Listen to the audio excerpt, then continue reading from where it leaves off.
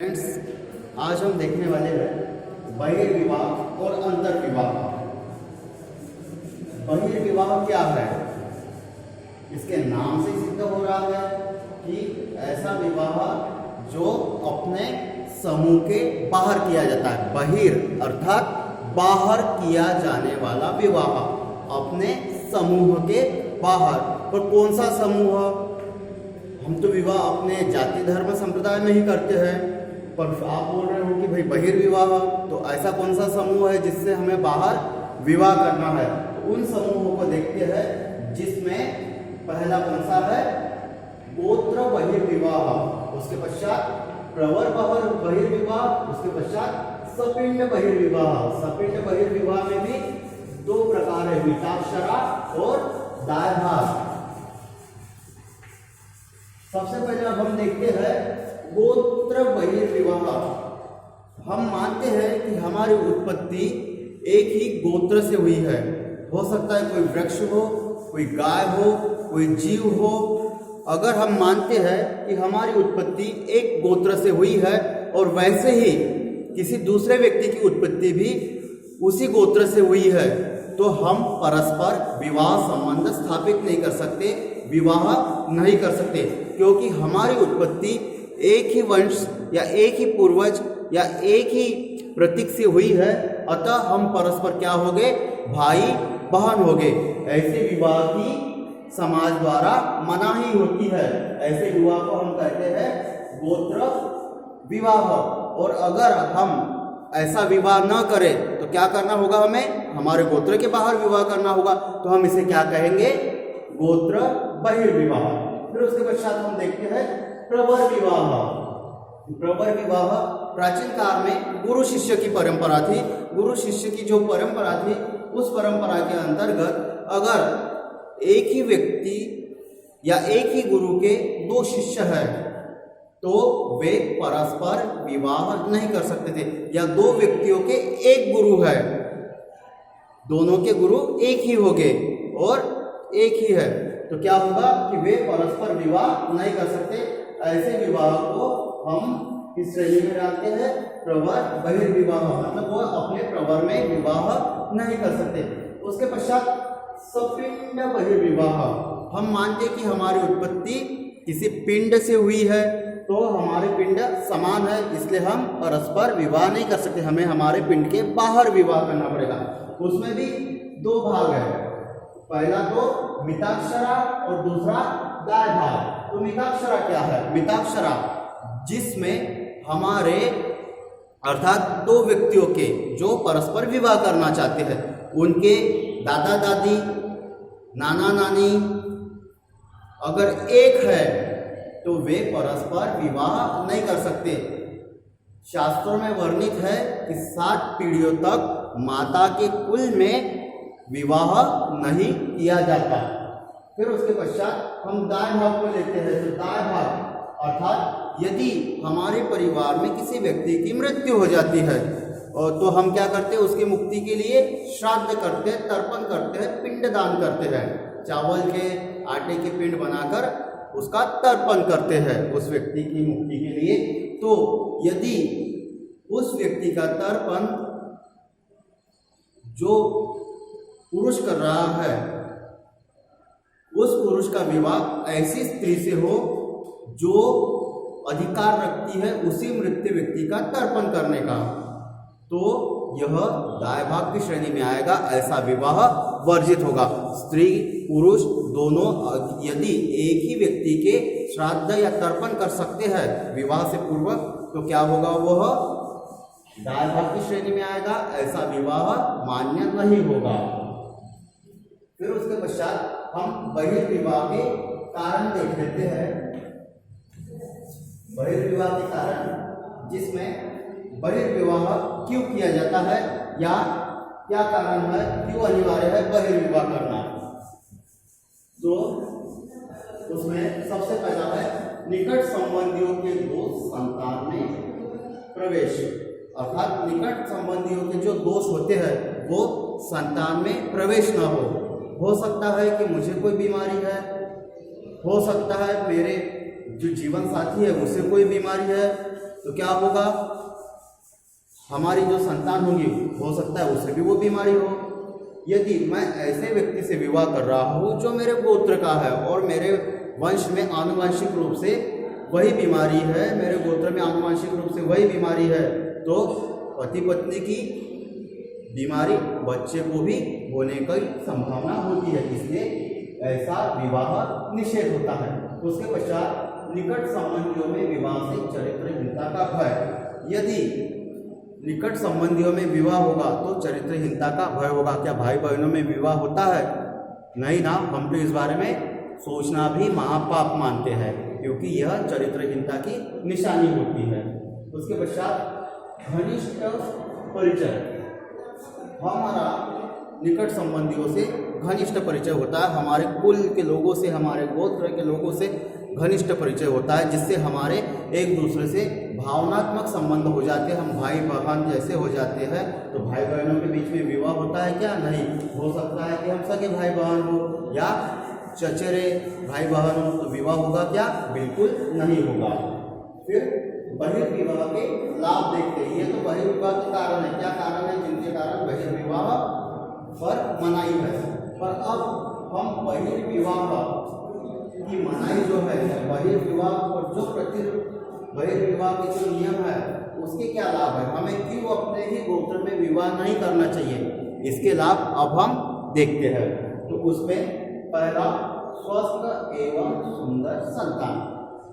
वही संतान में दोष वाला जो कारण है वही यहाँ पर आ गया कि आपकी संतान और स्वस्थ और सुंदर चाहते हैं तो हमें क्या करना होगा, हमारे ही गोत्र से बाहर विवाह करना पड़ेगा। यदि हमारे गोत्र में विवाह किया और स्त्री पुरुष दोनों को बीमारी रही तो वह बीमारी क्या होगी, संतान में भी होगी।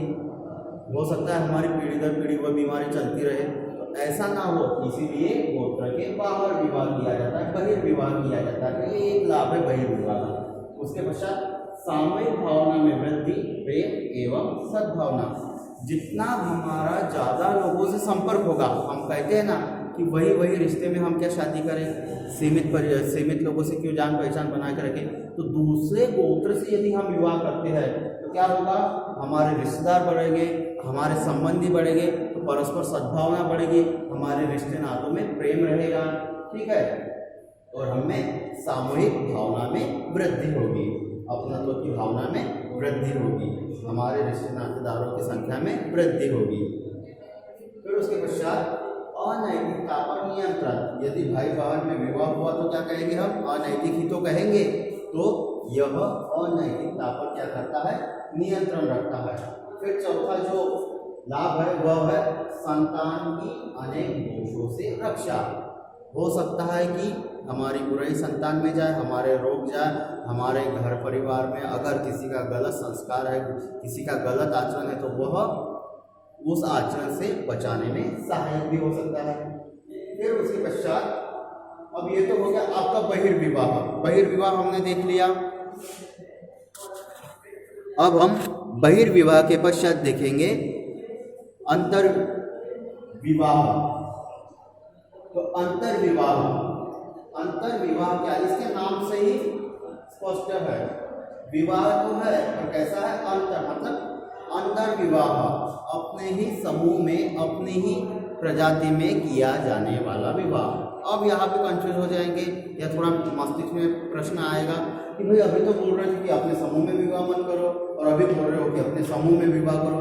यहाँ मैं एक बात स्पष्ट कर दूंगा, यहाँ पर हम मनाही कर रहे थे बहिर्विवाह में, इसकी मनाही कर रहे थे हमारे गोत्र में विवाह करने की, और यहाँ पे अंतर्विवाह, यहाँ पर हम सहूलियत दे रहे हैं अपनी जाति में विवाह करने की। यहाँ पर अपनी गोत्र में विवाह करने की मनाही है। हम हमारे सरनेम से या हमारे गोत्र वाले से विवाह कर सकते हैं क्या? नहीं, पर हमें हमारी जाति में ही तो विवाह कर सकते हैं, और हमें विवाह कहाँ करना है, हमारी जाति में ही करना है। हम हमारी जाति में दूसरे गोत्र, दूसरे सरनेम, दूसरे परिवार से तो विवाह कर सकते हैं ना, तो वह है। तो देखते हैं हम अंतर्विवाह, अपनी ही जाति में विवाह करना किस श्रेणी में आता है, अंतर्विवाह की श्रेणी में। अब अंतर्विवाह के हम कारण देख लेते हैं। तो इसका जो पहला कारण है वह है प्रजातीय भिन्नता।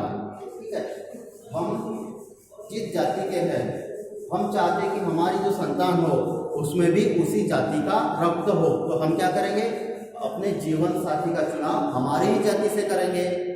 तो क्या होगा, हमारे जाति के रक्त में शुद्धता बनी रहेगी, तो जिससे प्रजातीय भिन्नता नहीं होगी। ठीक है, फिर उसके पश्चात जन्म का महत्व। हम जिस जाति में जन्मे हैं हमें उसी जाति में विवाह करना होता है। यदि हमने उसी जाति में विवाह नहीं किया तो क्या होगा भाई, वही हमारी प्रजाति में क्या हो जाएगा,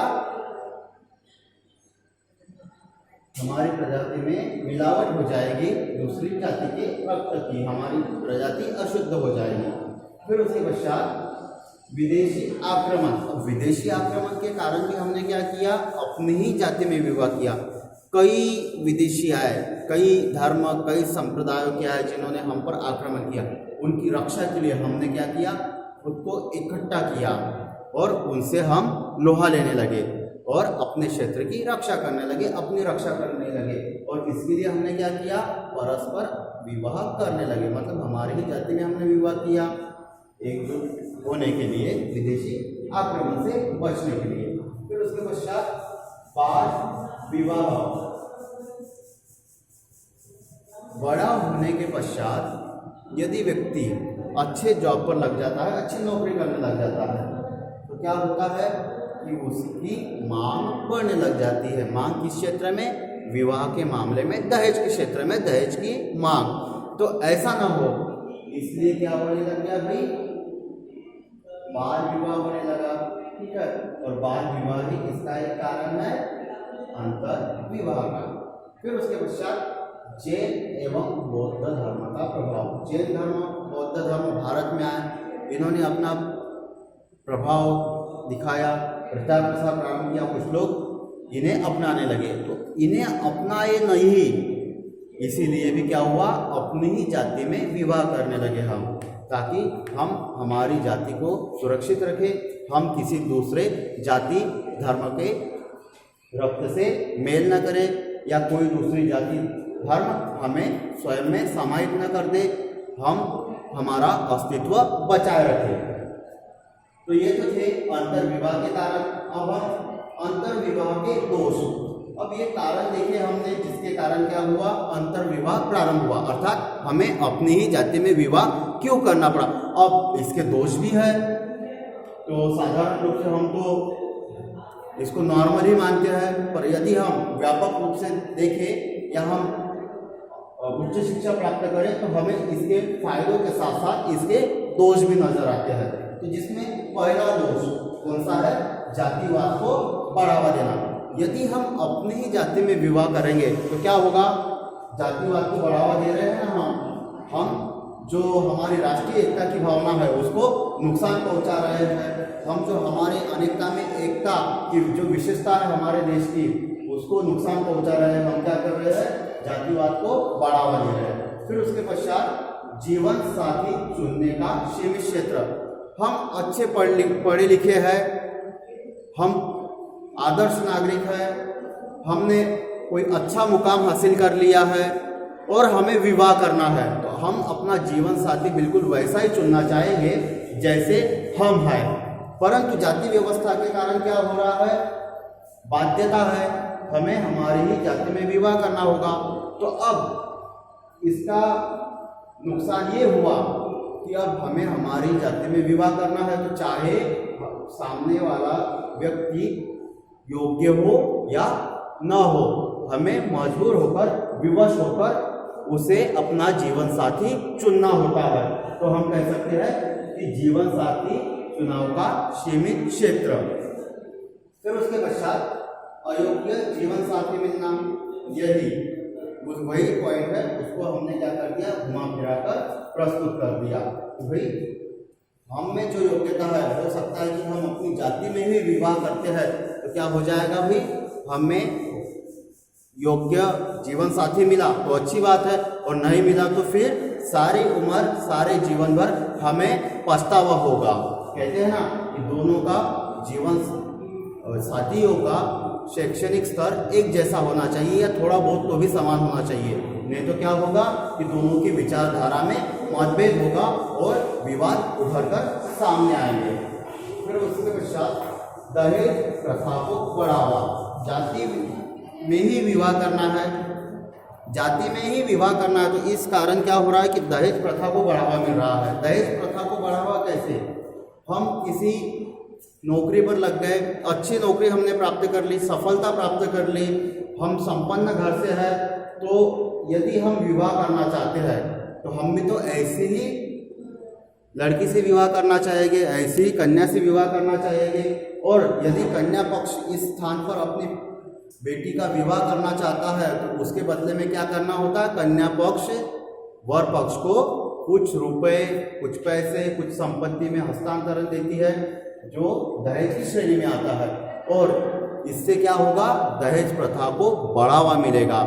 यदि किसी जाति में कन्याओं की संख्या या लड़कियों की संख्या कम है, किस श्रेणी में की लड़कियों की संख्या कम है? पढ़ी लिखी लड़कियों की संख्या कम है, और उस जाति के लड़के यदि अच्छा कार्य कर रहे हैं या कोई लड़का अच्छा कार्य कर रहा है, अच्छा पारिश्रमिक कमा रहा है, अच्छा पारिश्रमिक अर्जित कर रहा है, तो उस समय उसे वधु मूल्य वर मूल्य देना होगा, जिसे हम दहेज कहते हैं। तो ये क्या करेगा? दहेज प्रथा को बढ़ावा देगा। साधारण हम इसे क्षेत्रीय भाषा में क्या कहते हैं? हुंडा कहते हैं। फिर उसके पश्चात बाल विवाह को बढ़ावा। अब बड़े होने के पश्चात हमें हमारी संतानों की शादी करवाना है, विवाह करवाना है, तो हमारे सामने समस्या है कि हमें तो शादी करवाना है अपनी ही जाति में। हो सकता है कि हमें योग्य वर न मिले, या हो सकता है कि योग्य वर मिले तो वह अधिक दहेज की मांग करेगा। तो इस डर के कारण माता पिता संतानों का विवाह बाल्यावस्था में ही कर देते हैं। लड़की का विवाह बाल्यावस्था में ही कर दिया जाता है। तो ये क्या हो कर रहा है? इससे बाल विवाह को बढ़ावा मिल रहा है।